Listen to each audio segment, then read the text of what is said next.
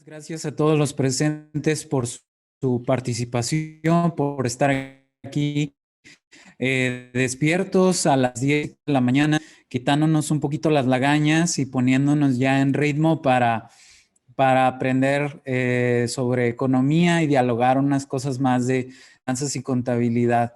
Mi ponencia, como ven, tuvo la gracia de presentarme nuestro compañero, pues va a tratar sobre algunos principios económicos que los emprendedores deben tener o deben observar a fin de conducir mejor sus negocios y también ser mejores participantes de la sociedad civil como empresarios. Preparé una presentación para ustedes. En su momento quise abarcar muchísimos temas y pues ya, digamos, unos al tiempo, que realmente es muy breve. Yo quisiera extenderme muchísimo, pero el tiempo es escaso y hay que aprender a administrarlo. Entonces, como tenemos que administrar el tiempo hoy, reduje esta presentación a 5 principios que creo yo que son muy importantes para cualquier emprendedor. Primer principio, los incentivos importan, obtienes lo que pagas. El segundo, pensar económicamente es pensar en el margen. Tercero, los costos de oportunidad importan. Cuarto, la riqueza es el resultado de canalizar recursos a fines de mayor valor. Y 5, instituciones sólidas proveen una economía saludable. Y vamos a ir viendo cada uno de estos principios con cierto detalle. Podríamos añadir una lista, muchos más principios aquí a la lista y hacer algo bastante inmenso, pero yo creo que en estos 5 hay mucha sabiduría económica que no es mía, sino que yo recojo de muchos libros y de muchos maestros que he tenido el gusto de conocer, que puede serles útil. ¿Sí? Vamos entonces con el primer principio. Los incentivos importan. Obtienes lo que pagas. Primero, ¿qué es la economía? Ya lo decíamos en un live que tuvimos oportunidad de sostener el viernes. La economía es el estudio de cómo los seres humanos, de cómo los hogares, los individuos, las organizaciones, las empresas y demás toman decisiones y responden a incentivos. Entonces, en el núcleo de todo análisis económico está esta figura de los incentivos. ¿Y qué son los incentivos? Son todo aquello que nos motiva a encaminar nuestros pasos hacia un fin. ¿Sí? Son la zanahoria que está al final de un extremo haciéndonos caminar a su lugar. ¿Y por qué es importante estudiar los incentivos que enfrentan las personas al tomar decisiones? Porque aquí hay un corolario básico, ¿sí? Las organizaciones exitosas diseñan incentivos que alinean los intereses de sus miembros con los intereses de la organización. Entonces, noten, en toda organización, en toda empresa, tenemos distintos trabajadores, tenemos distintos actores, tenemos distintas partes interesadas. Están los trabajadores, están los directores, están los administradores, están los prestamistas, están los accionistas. Hay un montón de personas involucradas e integradas en una organización y cada una de esas personas integradas en una organización buscan su propio interés. Los trabajadores pues quieren un salario y quieren trabajar quizá lo más cómodamente posible y de la forma más eficiente posible, sin agotarse demasiado en el trabajo y teniendo cierta comodidad a cambio de un salario, ¿no? Los accionistas, por otro lado, pues quieren como propietarios obtener el movimiento, pues están interesados principalmente en que la empresa crezca y en que los dividendos sean cada vez más altos. Los directores, pues a la vez están interesados en muchas cosas, hacer conexiones con otras con otras empresas, hacer networking, avanzar su propia ambición personal o profesional. Y cada una de estas partes, entonces, teniendo su propio interés, puede llevar a una organización o al éxito o al fracaso. Si las partes interesadas trabajan conjuntamente en pos de los mejores intereses de la organización va a tener éxito.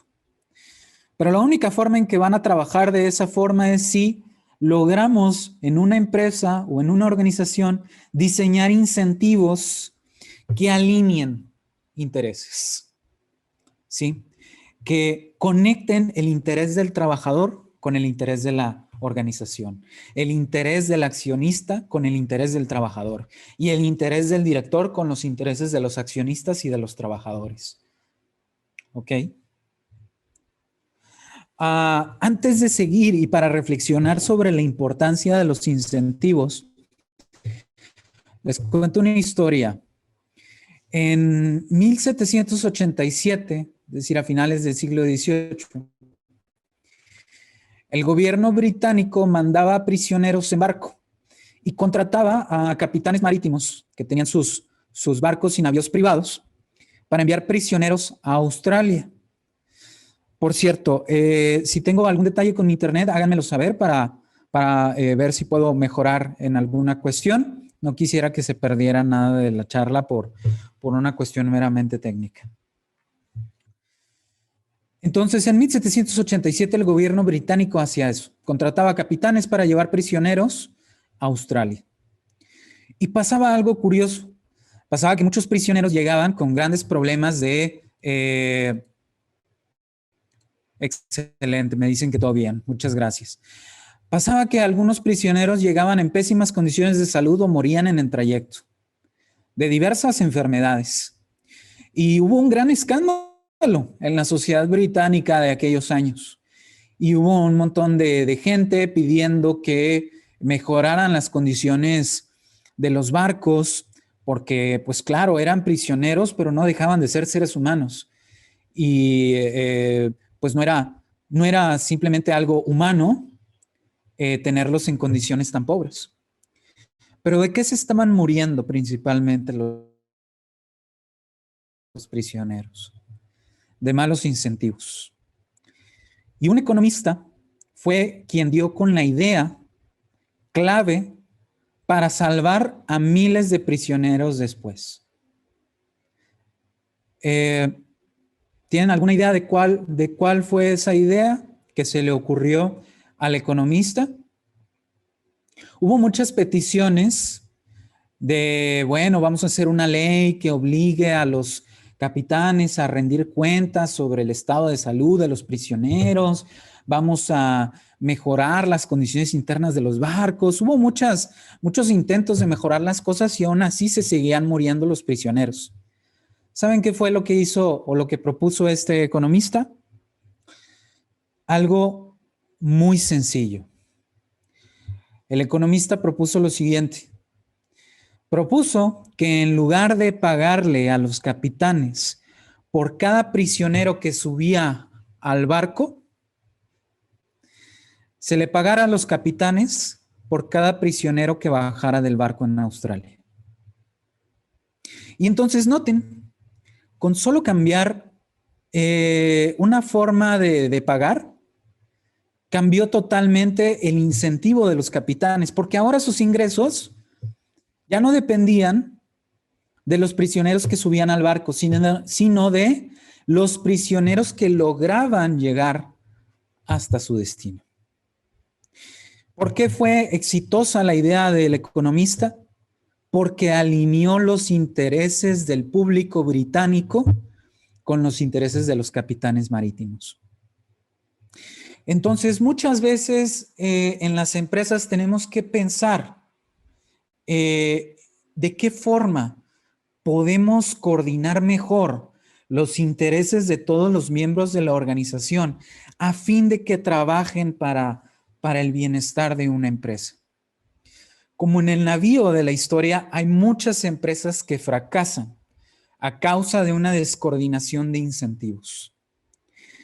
Una buena idea para que una empresa tenga bien coordinados los incentivos de todos sus miembros es introducir un gobierno corporativo. Uno de los grandes retos que enfrentan muchas de las pequeñas y medianas empresas en México es la carencia de un gobierno corporativo. ¿Qué es un gobierno corporativo? Bueno, un gobierno corporativo es el conjunto de reglas, el conjunto de instituciones, de normas que regulan el comportamiento esperado de cada una de las partes interesadas de la empresa. Y entonces lo que hace un gobierno corporativo es decirnos qué es lo que tiene que hacer cada miembro de la empresa, cada parte interesada, que en inglés diríamos shareholder, cada parte interesada a fin de trabajar en pos de beneficio de la empresa y sobre todo de la supervivencia de la empresa. Muchas empresas no solo desaparecen pocos años después de su creación por mala planeación financiera o por falta de información financiera, sino que también fracasan porque no tienen un gobierno corporativo adecuado. Es decir, no establecen adecuadamente los roles que cada parte interesada de la empresa ha de tener y qué han de hacer frente a diferentes circunstancias. Tanta es la importancia de tener un gobierno corporativo que las empresas que diseñan un buen gobierno corporativo tienen mayor valor de mercado.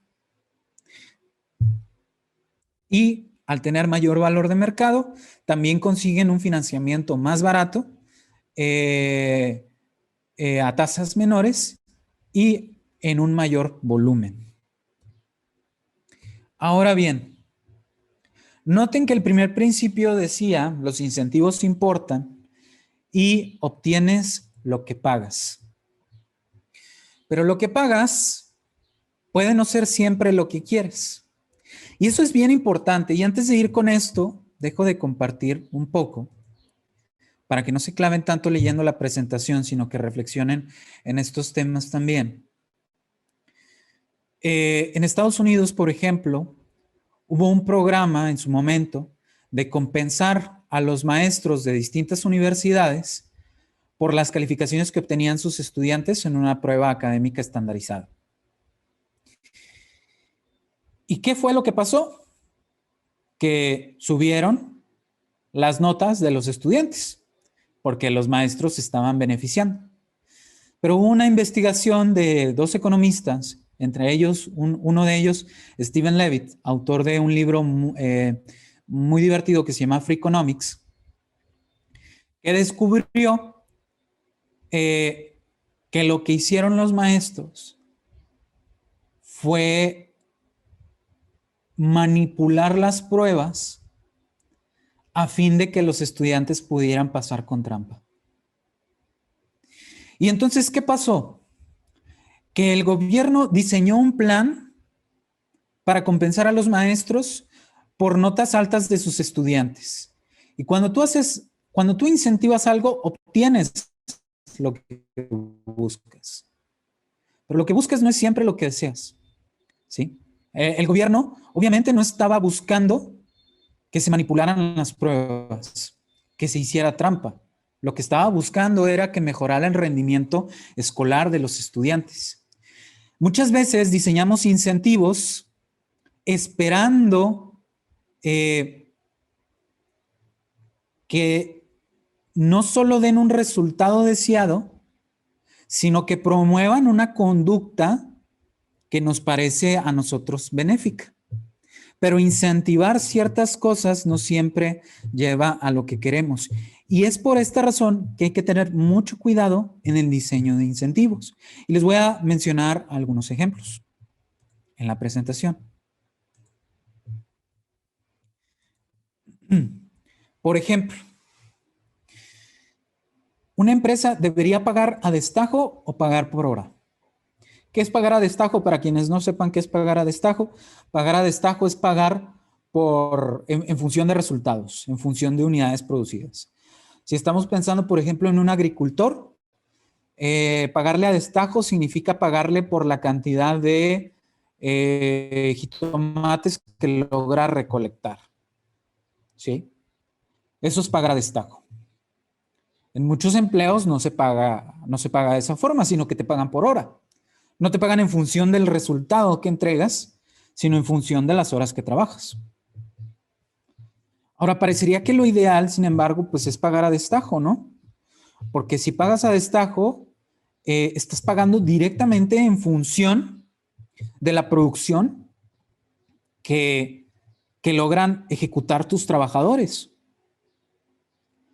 Mientras que si pagas por hora, pues estás pagando en función del tiempo que pasan en una oficina o del tiempo que pasan en una tarea y no sabes si están meramente perdiendo el tiempo o si produciendo algo de valor para la empresa. Entonces, si pagas a destajo, claramente incentivas un mayor esfuerzo en producir más, porque le vas a compensar al trabajador en función de las unidades que pueda producir. Pero, y esto es importante,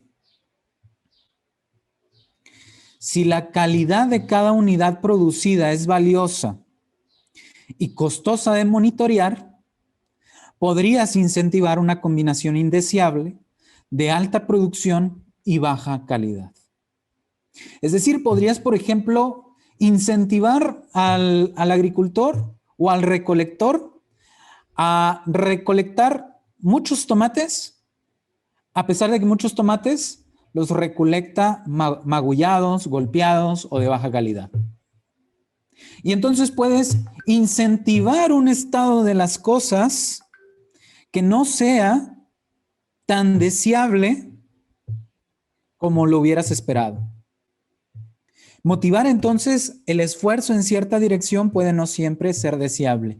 Y entonces la lección de esto es que hay que tener cuidado con qué es realmente lo que estás pagando. Vamos con otro ejemplo. ¿Debes pagar una comisión a tus empleados por ventas, por cada venta que realicen? Puede ser, pero hay que tener cuidado. Discúlpenme, voy a quitar algo aquí para evitar un ruidito. Listo, para que no haya ninguna complicación. Alguien podría decir, pues pagarle una comisión a tus empleados por ventas es una excelentísima idea, ¿no? Muchas empresas lo hacen. Pero vamos a pensar las cosas. Imagínense que manejan una heladería, para poner las cosas aquí en concreto. Imagínense que manejan una heladería y que le pagan una comisión a sus empleados por las ventas de helados que logren realizar. Bueno, es claro que no todas las ventas que realicen los empleados van a estar en función de su esfuerzo o de su capacidad, ¿verdad? Tratándose de una heladería, por ejemplo, pues podríamos esperar que haya meses de alta demanda y meses de baja demanda. Ya estamos casi llegando, o prácticamente ya estamos pisando el verano. En verano, pues esperamos un mayor volumen de ventas. Y en invierno esperaríamos un menor volumen de ventas de helado. Entonces, ¿qué pasaría si tú pones una comisión a tus empleados por ventas así meramente, sin pensar en cómo el entorno afecta a las ventas? Pues lo que podría pasar es que recompensaras demasiado a tus empleados en tiempos de bonanza económica o en verano y los recompensaras demasiado poco en tiempos de recesión o en invierno, ¿sí? Llevando el ejemplo concreto a la heladería. Y eso, lejos de incentivar a que el empleado se esfuerce, lo incentivaría a que se esforzara menos de lo deseado.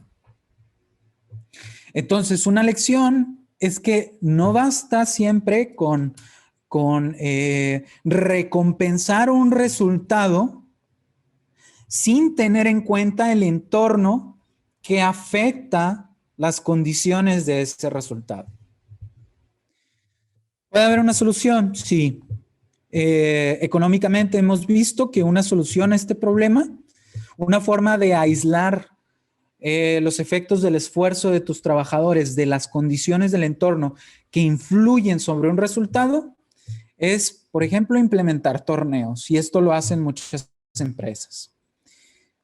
¿Qué es un torneo? Un torneo es algo en lo que el premio no está en función de algo extrínseco a la organización, sino en función del rendimiento relativo de un empleado frente al de otros empleados.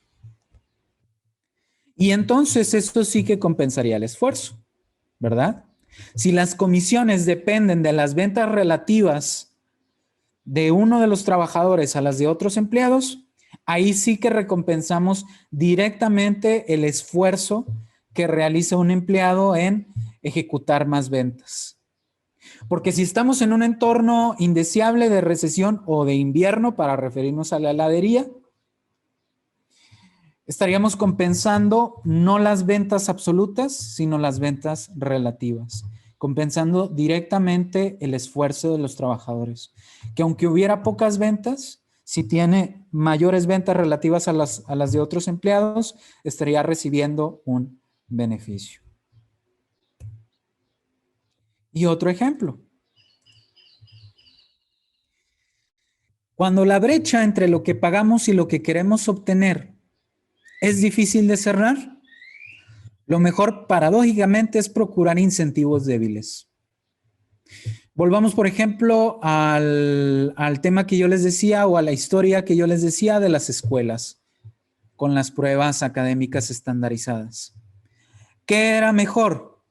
¿Tener un programa que incentivara a los maestros a que sus estudiantes tuvieran notas altas o no incentivarlos? Pues alguien podría decir que, dado que lo que pasó finalmente es que manipularon las pruebas, lo mejor hubiera sido no incentivarlos, ¿verdad? Entonces hay ocasiones en las que es mejor tener incentivos débiles a tener incentivos fuertes que amplíen la brecha entre lo que estamos pagando y lo que deseamos ver. ¿Sí? Un ejemplo concreto y muy interesante en el entorno empresarial son las recompensas que reciben los CEOs o los directores de una empresa. Muchos CEOs están recompensados en función del incremento en el precio de las acciones. ¿Cuál es la lógica detrás de eso? La lógica detrás de eso es, bueno, vamos a alinear los incentivos del director con los incentivos de la organización. Dado que el precio de la acción de una empresa tiende a reflejar el valor de la empresa en el tiempo, si yo le pago un bono a mi directivo por cuánto crece el precio de la acción, lo voy a motivar a trabajar más en línea a que el precio de la acción suba y a que la empresa sea más rentable. Esa puede ser la idea detrás de estos esquemas de compensación. Pero incluso con esos esquemas de compensación hay que tener cuidado. Porque el director de una empresa puede verse motivado a correr demasiados riesgos. Demasiados riesgos. Puede haber estrategias que conduzcan a un crecimiento acelerado en el precio de la acción de una empresa, pero que al mismo tiempo sean tan riesgosas que realmente no valga la pena correr o tomar. Entonces, cuando tenemos escenarios de esa naturaleza, lo que debemos hacer es ponderar los beneficios de alinear mejor los incentivos del directivo de la empresa con la organización contra los riesgos que puede correr tras un esquema de compensación determinado. Y la solución puede ser entonces o evitar esquemas de compensación potencialmente riesgosos o cambiar la forma de los esquemas de compensación. Por ejemplo, algunas empresas ya lo que hacen en lugar de compensar a los directivos en función del precio de la acción, del crecimiento del precio de la acción de la empresa, lo que hacen es compensarlos en función del crecimiento de la acción de la empresa relativo a las acciones de otras empresas dentro de la industria. Y de esa forma hacen algo muy similar a lo que hacíamos con los empleados acá, cuando implementábamos un torneo. Les pagamos más directamente a los directivos en función de su destreza personal por encima de la competencia. Muy bien. Vamos con el siguiente principio, que es muy importante. Y me voy a acelerar un poquito. Pensar económicamente es pensar en el margen. Hay que aprender que ya lo pasado, pasado. Las buenas decisiones económicas siempre son, como decimos en economía, forward looking, es decir, viendo hacia el futuro y pensando en el margen de elección, es decir, en las circunstancias actuales desde las cuales tomamos una decisión. Los costos y beneficios que nos deben importar para tomar una decisión son aquellos que podamos controlar o aquellos que podamos modificar a razón de nuestro comportamiento. Los costos hundidos o irrecuperables, es decir, aquellos costos en los que incurrimos en el pasado, son costos que ya no podemos afectar con nuestras decisiones y por lo tanto no deberían influir sobre nuestra decisión. Decía en el live del viernes, un ejemplo, si una empresa lanza un nuevo producto e invirtió millones en publicidad y millones en lanzarlo y resulta que el producto no tiene éxito, es totalmente imprudente seguir con ese producto solo porque ya se invirtió mucho en el pasado. El dinero que se invirtió es dinero que no se puede recuperar. Y es un costo que no podemos modificar ya no podemos afectar con nuestro comportamiento. Y por lo tanto, ese tipo de costos no deben influir en la toma de decisiones de ninguna y medianas empresas. Fracasan también porque toman en cuenta costos que ya no deben tomar en cuenta. O porque no saben calcular bien los beneficios marginales. Y aquí les pongo un ejemplo así, súper sencillito. Imagínense que hay una empresa que plantea construir diversas sucursales en un nuevo estado de la República. ¿Sí? Y esta empresa presenta un informe con estas cifras. Calcula todos los costos y dice, a ver, los costos de tener nuevas sucursales son de 400 millones de pesos y los beneficios de haber tenido nuevas sucursales son 480 millones de pesos. ¿Sí? Costos, beneficios. Tata. Y supongamos que quiere construir una nueva sucursal. Y sus financieros, sus contadores le preparan ciertas cifras y en un informe ejecutivo muestran que los costos totales de 10 sucursales serían de 500 millones de pesos y los beneficios totales de 10 sucursales serían de 520 millones de pesos. Debe construir la 10ª sucursal. Cuando la gente ve este tipo de números, a veces lo que hace instintivamente es sacar un promedio. Y dice, pues claro, el beneficio por sucursal es de 52 millones, el costo por sucursal es de 50 millones, el beneficio es mayor al costo, sí vale la pena. Sí vale la pena construir la 10ª sucursal. Pero fíjense, eso sería dar una respuesta equivocada. ¿Sí? ¿Por qué? Porque estaríamos tomando en cuenta costos y beneficios que son irrelevantes. ¿Qué es lo que nos debe importar al tomar una decisión de esta naturaleza? Los costos adicionales, los costos marginales. y los beneficios adicionales y los beneficios marginales. Dentro del costo de 500 millones de pesos y dentro del beneficio de 520 millones de pesos están costos y beneficios que se obtuvieron en el pasado. Están esos costos, están ahí sumados esos costos de 400 millones y esos beneficios de 480 millones. Sin embargo, esos costos y esos beneficios pertenecen al pasado y por lo tanto no deben influir en la decisión. ¿Cómo debe tomarse esta decisión? Observando qué, observando cómo incrementan los costos y cómo cambian los beneficios. Y si se dan cuenta de los números de este ejemplo, el costo sube ¿en cuánto? 100 millones. El costo de construir la 10ª sucursal sube en 100 millones de pesos, de 400 millones a 500 millones, 100 millones. ¿Y en cuánto sube el beneficio? De 480 a 520.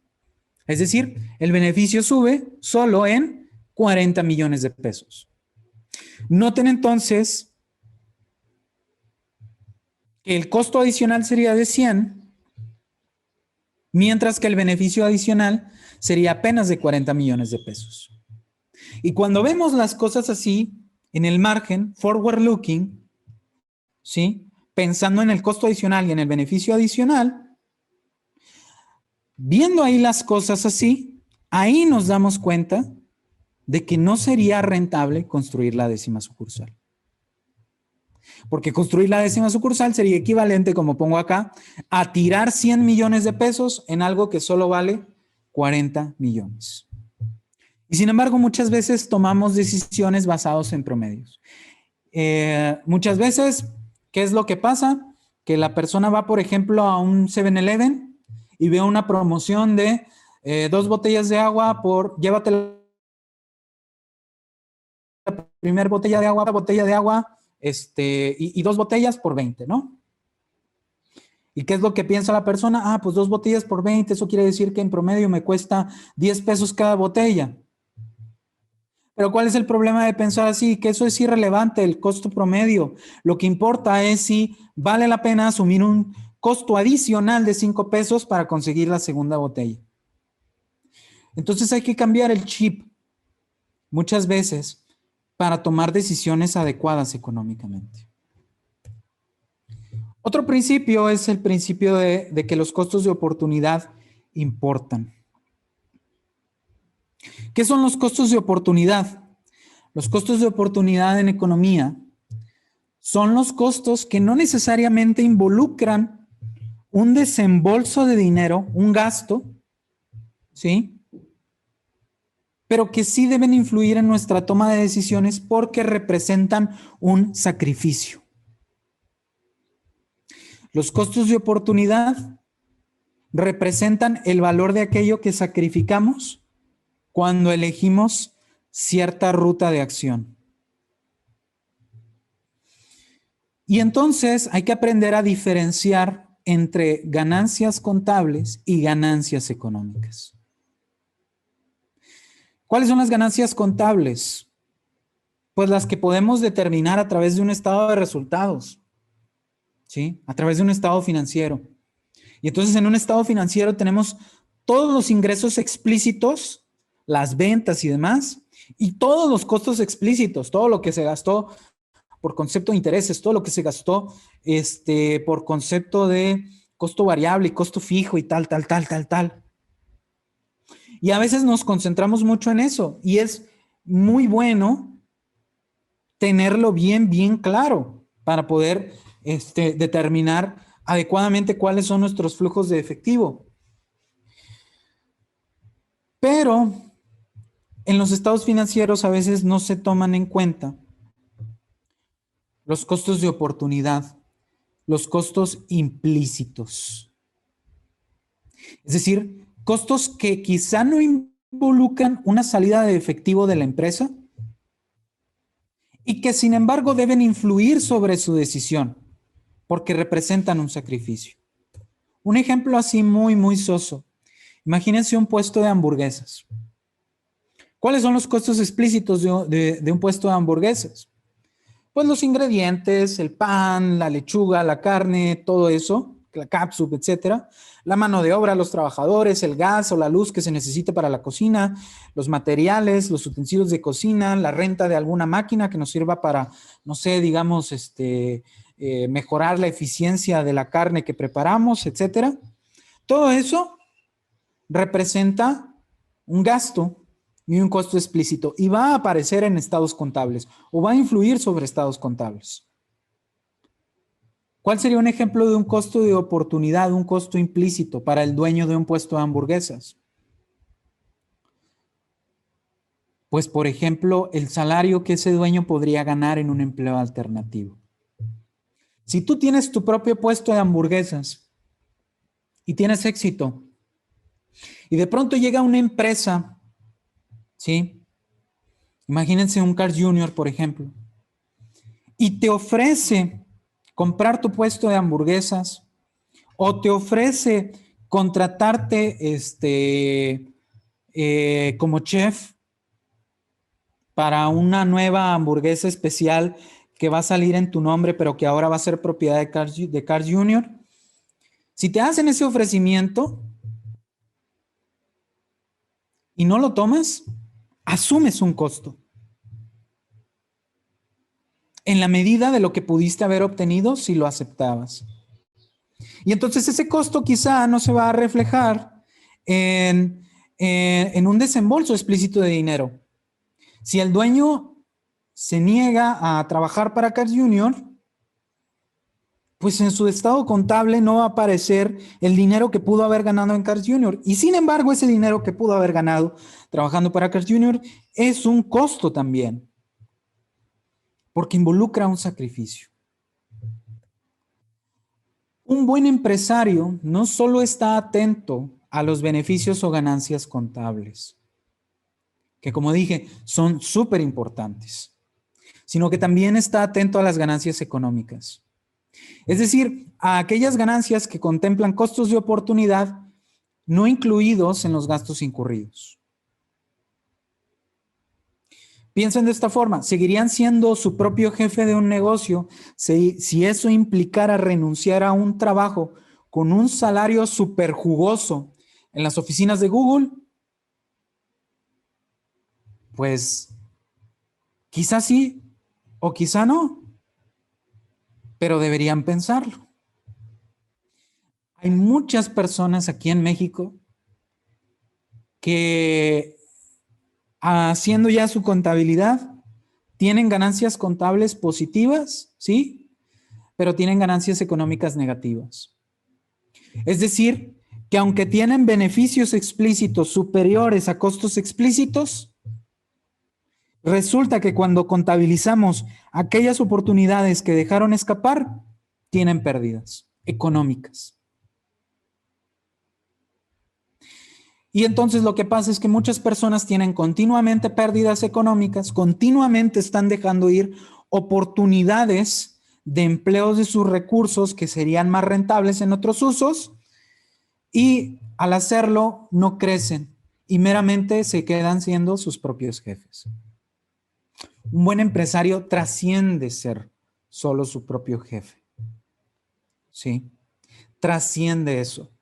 Un buen empresario genera ingresos por encima no solo de los costos explícitos, sino de los costos implícitos, de los costos de oportunidad.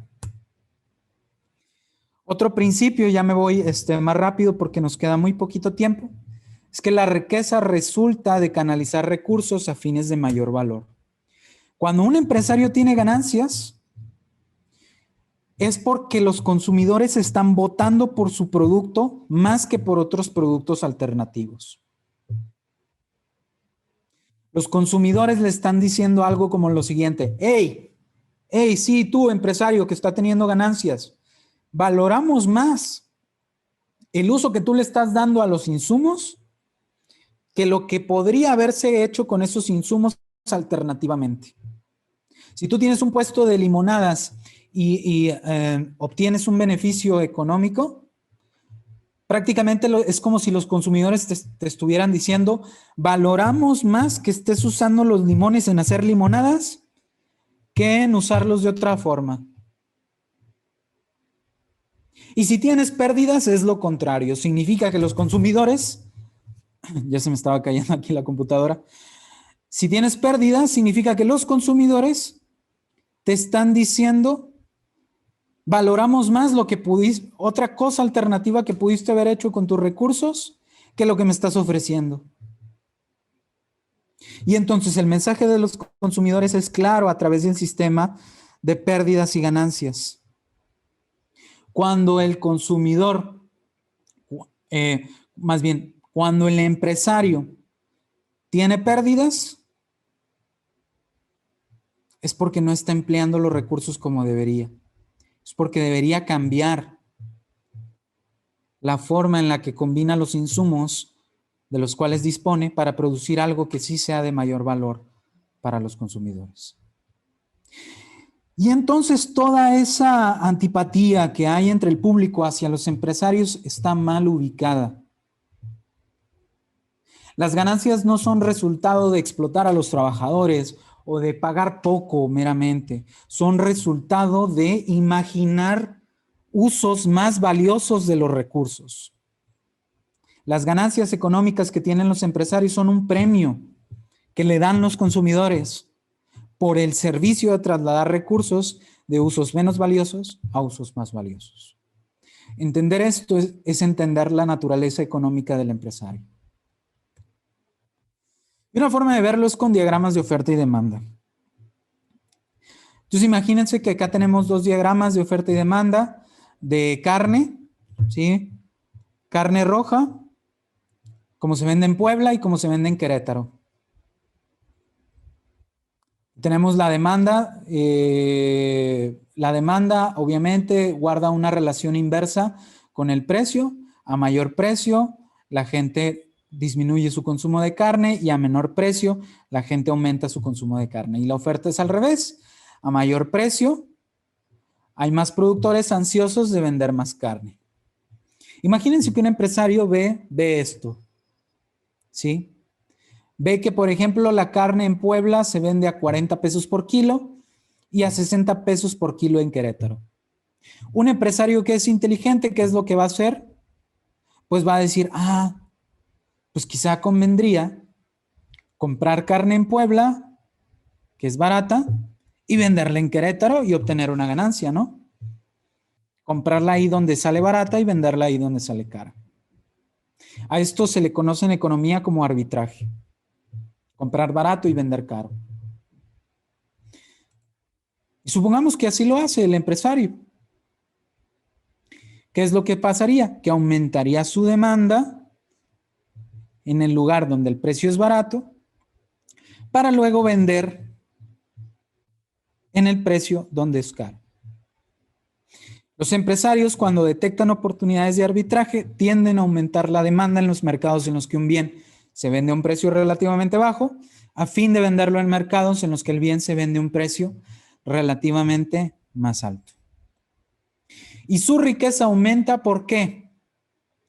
Porque logran trasladar recursos, en este caso carne, de donde se valora menos y la llevan hacia donde se valora más. Y un resultado, por cierto, no intencional del arbitraje de los empresarios es que los precios convergen entre mercados.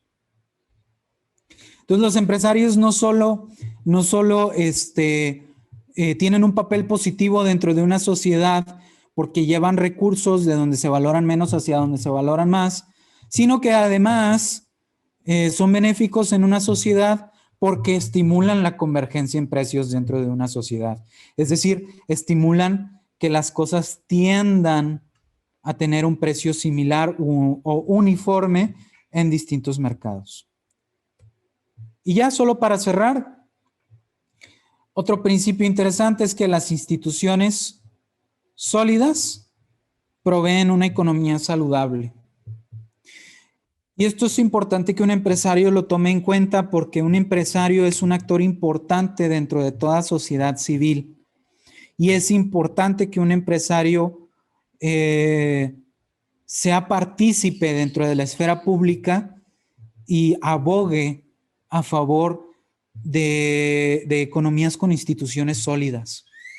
con instituciones que estén protegidas de caprichos del poder, con instituciones en las que haya contrapesos al poder gubernamental, con instituciones, muy importante esto, que estén protegidas de la influencia de grupos de interés, de la captura de grupos de interés.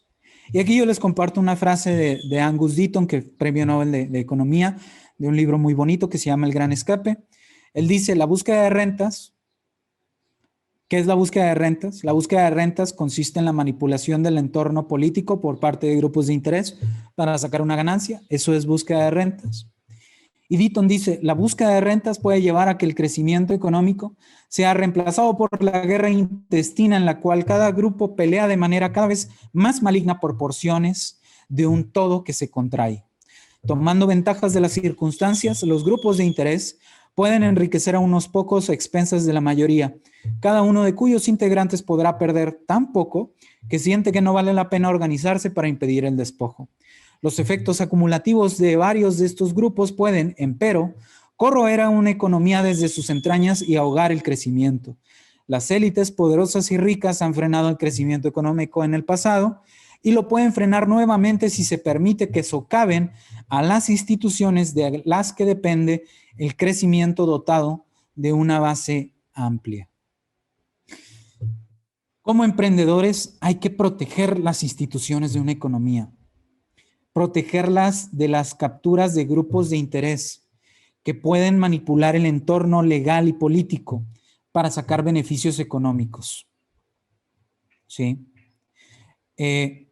¿Y qué es importante? ¿Qué instituciones económicas son importantes? Aquellas que promueven la libertad económica. Porque aquellas instituciones que promueven la libertad económica son las instituciones que han probado llevar a las economías a un mayor nivel de prosperidad, a un mayor nivel de riqueza. Y aquí pongo la portada de un libro de un economista que en paz descanse muy bueno, Rodiger Dormusch. Y en la portada dice 3 elementos esenciales de una buena economía que todo emprendedor y todo empresario debería defender, que son, ¿cuáles son las claves de la prosperidad? Pone Dormusch ahí en la portada: mercados libres, dinero sólido y un poco de suerte. La economía en México va a crecer con más emprendedores y va a haber más emprendedores en la medida en la que tengamos mercados más libres, es decir, que el gobierno no ponga demasiados obstáculos a la creación de riqueza y a la actividad empresarial, en la medida en la que tengamos dinero más sólido, es decir, que tengamos una institución que controle el poder adquisitivo de nuestra moneda, como es el Banco de México, y que tengamos, claro, un poquito de suerte. Muy bien, pues aquí termino yo mi presentación. Me comí un poquito de tiempo, pero pues estoy plenamente atento a sus preguntas y comentarios. Dice Isimar, buen día, ¿podrías recomendarme un libro para entender mejor la economía? Hay muchos libros, Isimar, muy buenos. De libros de texto, a mí me gusta en particular el de Mankiw. Lo voy a comentar aquí en el chat para todos. Así búscalo, Mankiw, Principios o Fundamentos de Economía. No recuerdo el título en particular. Yo creo que ese es un buen libro. También está el libro muy bonito de los autores Robert Frank y Ben Bernanke. No recuerdo el título particular de ese libro, pero busca a esos autores. Tienen un libro de microeconomía y un libro de macroeconomía, que son como las dos grandes divisiones de la economía. Y es un libro muy, muy bonito también de fundamentos económicos. Si quieres leer algo más ligero y más entretenido, con menos sabor al libro de texto, te recomiendo Economía en una lección de Henry Hazlitt. Creo que es un libro bonito ese.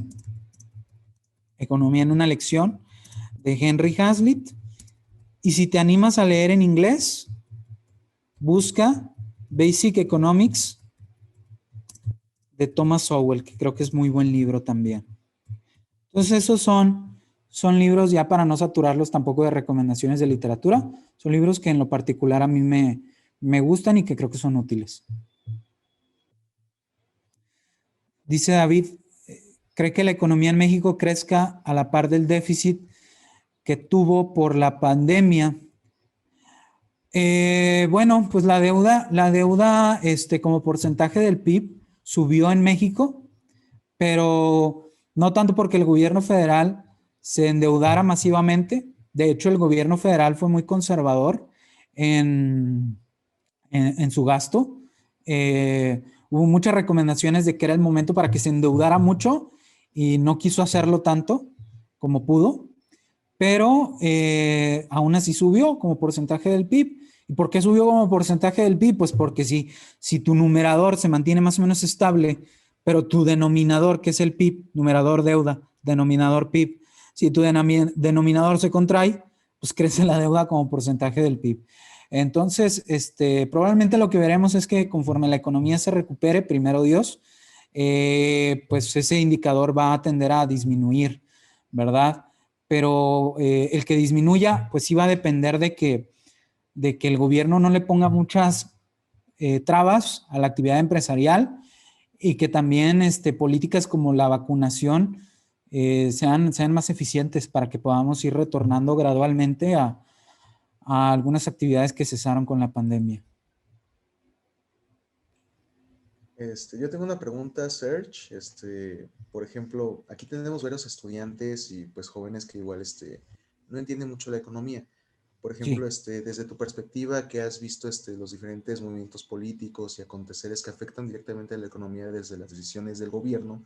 Pues podríamos tomar que precedentes antes del coronavirus, como la cancelación del aeropuerto, Claro. la finalización de licitaciones privadas para construir ahorita lo que es la refinería, solicitudes de arbitraje en esta cuestión de las energías renovables, ahorita que todo caiga en la CFE, la falta de claridad sobre la inversión privada. O sea, estos aspectos que podrían decirse son decisiones políticas afectan directamente a la economía del país. Desde tu perspectiva, ¿qué otro tipo de decisiones, sin importar colores ni nada? O Ujú. sea, aquí no somos políticos, simplemente dando como ejemplos estos, ¿qué otro tipo de acciones que nuestro gobierno realiza en turno o que ha realizado en el turno que haya sido han afectado directamente a la economía del país? O sea, alguna decisión de un presidente o que pudiera en estos momentos un presidente y que afecte directamente a la economía del país o a los pequeños negocios. Ya hablamos por ahí algo en el live, pero pues igual para que nuestra gente igual pueda saber un poco cómo afectan las decisiones del país, pero a manera de ejemplos y decisiones.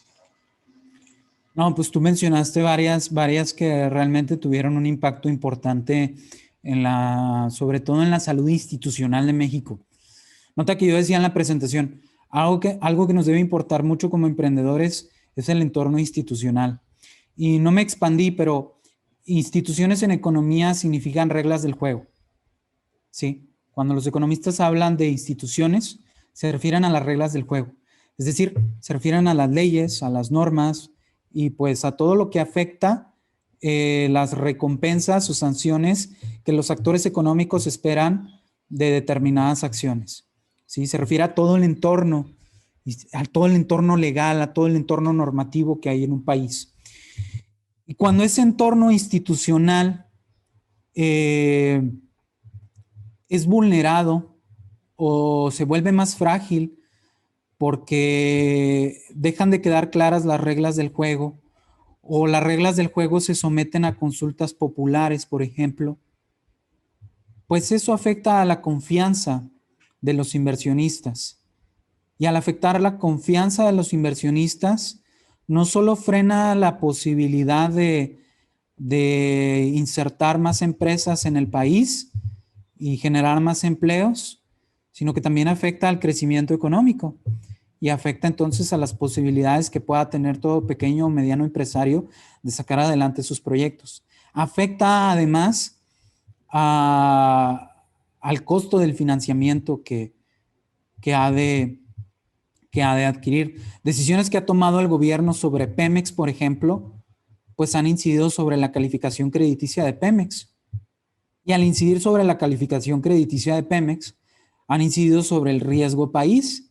Y al incidir sobre el riesgo país, pues han incidido sobre el costo de financiarnos como país desde el extranjero. Y eso, pues, obviamente frena las posibilidades de inversión y las posibilidades de crecimiento. Lo que necesita una economía para crecer es tener inversión a largo plazo. Para tener inversión a largo plazo necesitas un marco institucional estable que le dé confianza al empresario de poner su dinero en un proyecto sin que le cambien de un día para otro las reglas del juego. Nada es peor para el crecimiento económico que de pronto llegue el presidente y levante una consulta popular con la cual se va a decidir si se cancela la instalación de una empresa. ¿Sí? Eso de democracia no tiene nada. Eso es populismo y eso es perjudicial para la economía. Las economías que crecen son economías bien estables, en donde tú tomas las decisiones con confianza. Y entonces tú sabes que si metes tu dinero, no va a llegar un politicucho y te va a decir exprópiese, sino que vas a poder recuperar los beneficios de tomar buenas decisiones o asumir las pérdidas de haber tomado malas decisiones.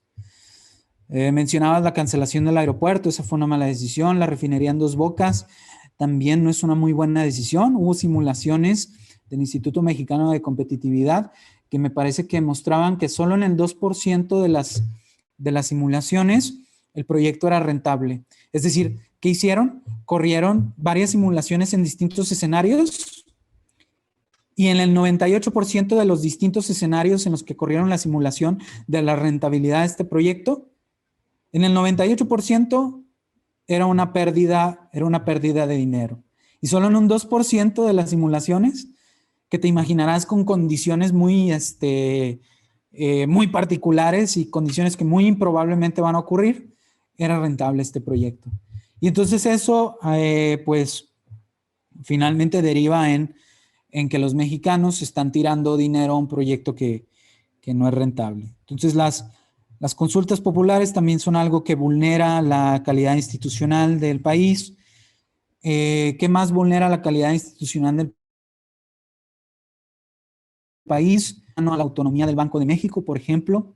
El año pasado hubo una tentativa peligrosa de que el Banco de México aceptara excedentes de efectivo del extranjero que podían provenir de actividades ilícitas. Y pues eso, gracias a fuerzas superiores, pues al final no pasó. Ahorita está esta decisión del presidente de nombrar a Arturo Herrera como jefe, como gobernador del Banco de México. Como gobernador, sí, perdón. Como gobernador del Banco de México. Y eso ha alarmado a algunos. Yo creo que puede ser positivo.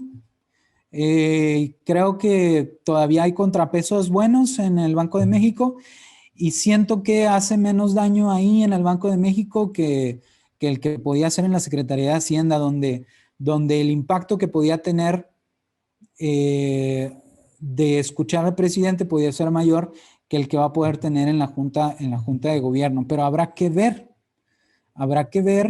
cómo se desenvuelve eso. Sí hay personas que temen por la autonomía del Banco de México, que es una de las autonomías más preciadas que tenemos. Si ustedes observan la inflación en México a lo largo de la historia, ustedes pueden ver un quiebre importantísimo a partir de que el Banco de México fue autónomo. A partir de que el Banco de México se vuelve autónomo, hay un control más fuerte sobre los instrumentos de política monetaria para asegurar la estabilidad del peso. Y somos realmente privilegiados de vivir en un entorno inflacionario de no más de 2 dígitos. Ya nos escandaliza una inflación de 6 a 7% y claro que debe ser criticable, pero no es una inflación como la que se vive en otras economías de Latinoamérica. Es una inflación controlada. y es controlada gran parte gracias a la autonomía, que limita el ejercicio discrecional del poder y que obliga al Banco de México a acatarse a ciertas normas y a fijarse el objetivo y a trabajar con base en ese objetivo y ya, y a desligarse y desvincularse de todo propósito político que pueda tener un gobernante para inflar la moneda. No, pues excelente respuesta, perdón, Sergio. Pues no sé, amigos, alguien más, la última pregunta, la última consulta aquí a Sergio Martínez de Tu Economista Personal. Dice Isamar, muchas gracias. El déficit de la pandemia le respondió. David Santiago, muchas gracias.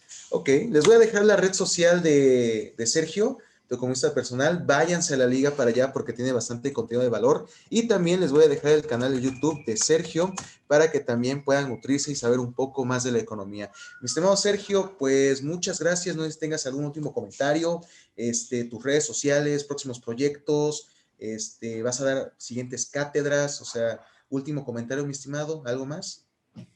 Pues muchísimas gracias por el espacio, por la oportunidad de estar aquí con ustedes. Si me dices de avisos, pues por ahí viene la sorpresa, espero, de un podcast, pero ya les estaré comentando más a través de la página de Tu Economista Personal. Es un proyecto que ya he cobijado por mucho tiempo, ya lo he querido lanzar y no lo he lanzado. Eso y probablemente pues cursos y talleres, pero pues ya se estarán enterando más a fondo de eso. Y si me da tiempo Dios entre tantos pendientes que de verdad a veces me agobian. Pero pues bueno, muchísimas gracias por el espacio y que sea la primera vez de más colaboraciones juntos.